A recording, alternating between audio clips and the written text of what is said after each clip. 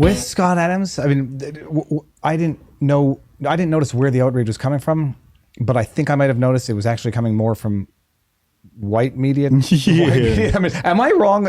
Or does it tend to be when the people feign outrage over oppression and discrimination, it's typically not the alleged victims of the incident, but rather just other people trying to make hay of it for whatever the reason, and there's plenty of them. Yeah, Marxists exploit the minority. That's what they do. They exploit the minority, and the Democrats are good at that. Because I play, I got a homeboy from the hood. He did time. Now he's a successful, upstanding individual. Making great money. And I asked him, what's the hood's opinion on this? And I had him play the video. He like, yo, he's right. I don't want to live around no niggas. Nobody wants to live near poor people once you make it, right? Like, what do people always say with rappers, right? Right now we have a problem where you're a rapper, you make it out of your neighborhood, you go back, and there's a chance you get shot and you die. Nipsey Hussle, he died in his own neighborhood at the hands of another black man. No white man killed him. The lower class killed him. So when you reach a certain level of income, you're not escaping black people. You're not escaping the hood. You're escaping a caste system which sees you as an opportunity, right? If you come around and you got, a $10,000 chain on and my stomach is rumbling, hey, man, you got to come up off that. I need that chain. I could eat for a few days and I could take care of it if I could pay my rent, right? So you can't bring that around the lower class. So when Scott Adams said what he says, black people be saying the same thing. So I asked my homie, like, what you think about the Scott Adams? He's like, he's not wrong. I agree. But nobody wants, like I said before, there's 3 different groups. People that understand Scott Adams, then the other group that don't understand Scott Adams are either ignorant or disingenuous. And a lot of people are disingenuous. They know that's how people talk. I say it all the time. I told my daughter, I'll be frank with you. I told my daughter, I said, when you go to school, don't have no black friends. Go get you some African friends and some Indian friends, some Caribbean friends. This is what I told her. And I was dead serious. Dead serious. I don't even want my kids to have white friends. And really what I'm saying is, I don't want my kids around Americans. It's not a race issue. It's a Western culture issue. I don't want my kids around them. Go find some immigrants and let the immigrants rub off on you. Because the immigrants' culture is completely different than what we got over here. The immigrants ain't doing no LGBT stuff. Oh no, you won't have that happen. It is ironic is that it's almost like you're talking about the abolishing the perspective of identity politics, except through identity politics, which is hang with people who don't see all of life's issues as being reduced to race. Yeah, and the people and the people who appreciate that. I mean, it comes down to purpose and virtues. What is the virtue of this group of Indians or Africans? Well, they want to be doctors. They want to be engineers, right? This is their focus. What is the focus of an American? It's all over the place. Well, I'll tell you, it depends which ones. If it's the American politicians, the focus is convince everyone that they are a victim for a different reason. Yeah. That they need to be compensated for the victimhood, which in turn causes more resentment for the specific group that was allegedly the victim of whatever, thus perpetuating the cycle ad infinitum. Yeah. Flip side, if you dare say there are certain historical injustices that can never be remedied without creating current day injustices, that's racist, white privilege saying that. Yeah. And so see race, racist, don't see race, racist, in the eyes of those who want everything to be a question of race for the purposes of dividing and conquer. Yes. Yeah. And then at the end of the day, perhaps the only way to resolve it is, I say just this, again, people are going to say it's the white privilege or whatever. Discussions that are not, individual identity is interesting to understand a person. Yeah. but people use it to dictate policy. Let's talk based about on- that. Go for it. So you're talking about like, let's just not talk about it. Let's not talk about it, but let it not be the guiding or underpinning of all political discourse. Where some prime example. Yeah. I was leaving my own house in Montreal one time. Running out of the house, I was wearing a big puffy down jacket in winter. Yeah. Out of my own house, run out, and a security police person asked me what I'm doing and asked me to show ID. Yeah. And I do. Yeah. Now I'm thinking that if this happened in America and I were of any other, visible minority, well, it would have been front headline news, because the reason for which that would have happened might not have been, I might have looked suspicious even though I'm coming out of my own house despite being 5'6" and pale. It would have been turned into something because you're looking to digest anything that happens through the blinders of race or racism or genderism and whatever. Someone gets punched in the face. Well, let's look for an identity aspect to blame it on and not just look for violence. Yeah. So I say, look at things without these perpetual blinders on, but that leads to the accusation of racism. Yeah, but it's so hard. It's so hard, even for me, because I've been indoctrinated for so long.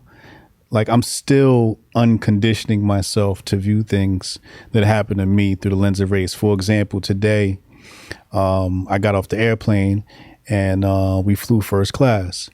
So we're about to get off the plane, and I'm grabbing my luggage from the top bin. And this white lady comes from the poverty section, aka Coach. I'm just kidding. Well, look, I'm just going to make sure of one thing. Okay, Yeah. good. Sorry, I thought I was getting a text message. We're still good on both platforms. Eh? Awesome.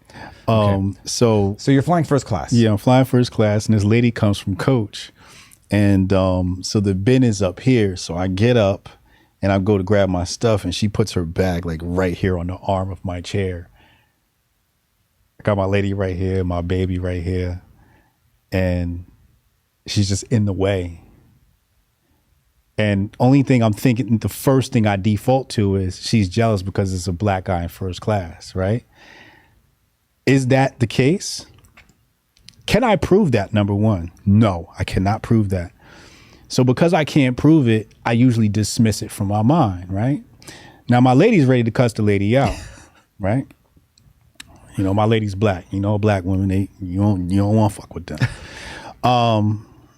So I grabbed the bag, I put it in the chair, and her bag's right here, and I act like she's not even there.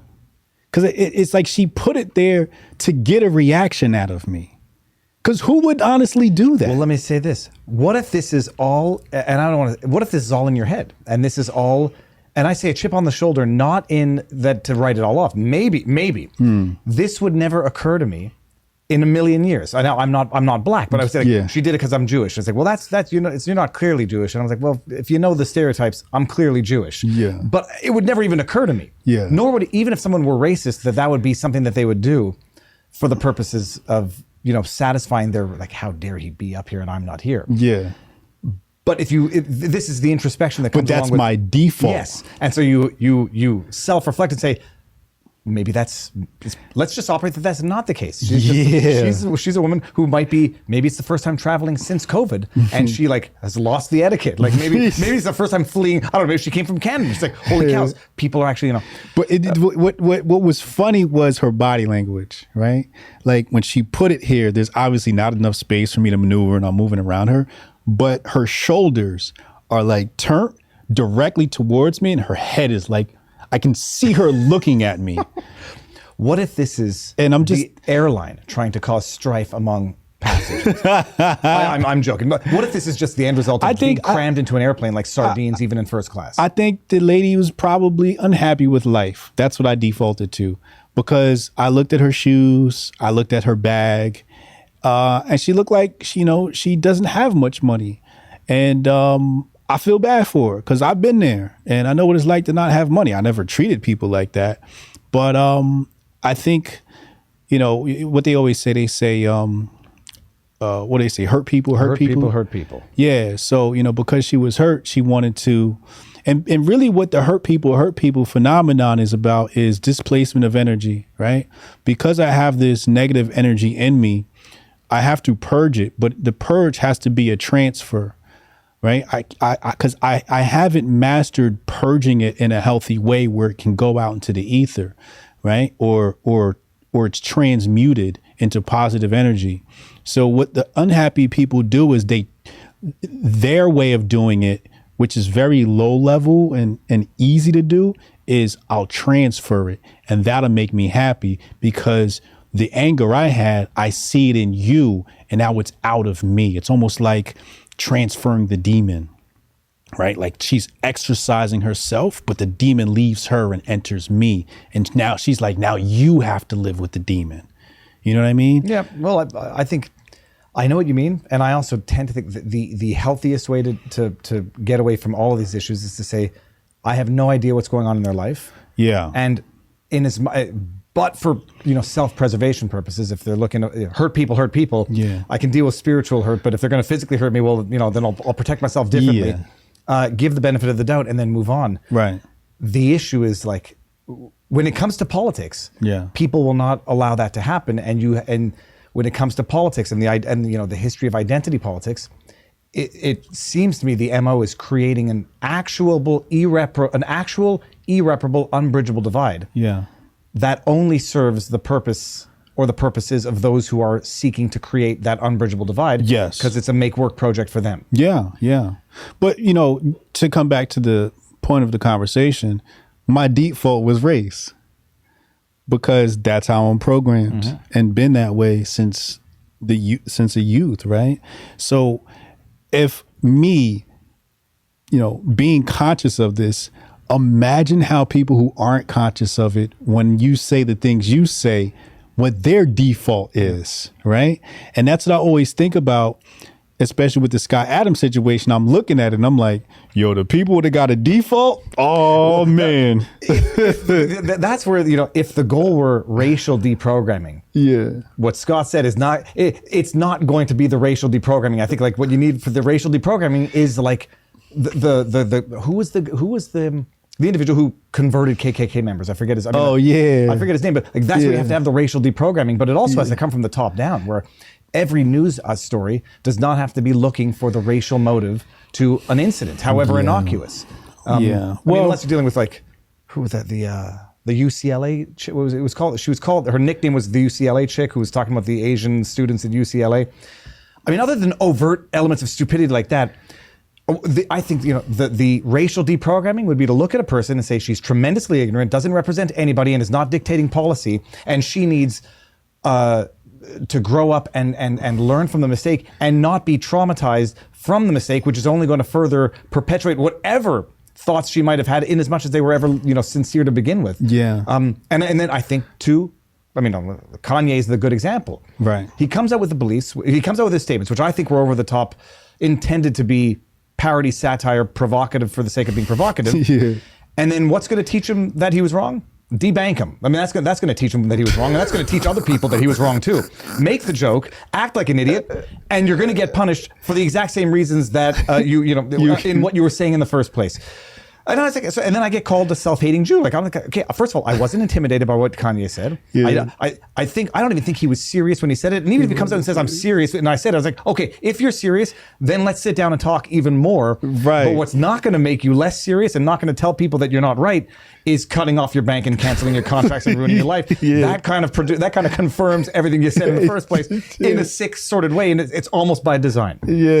Racial deprogramming. I don't know if that term existed yet, but maybe that's something we have to explore.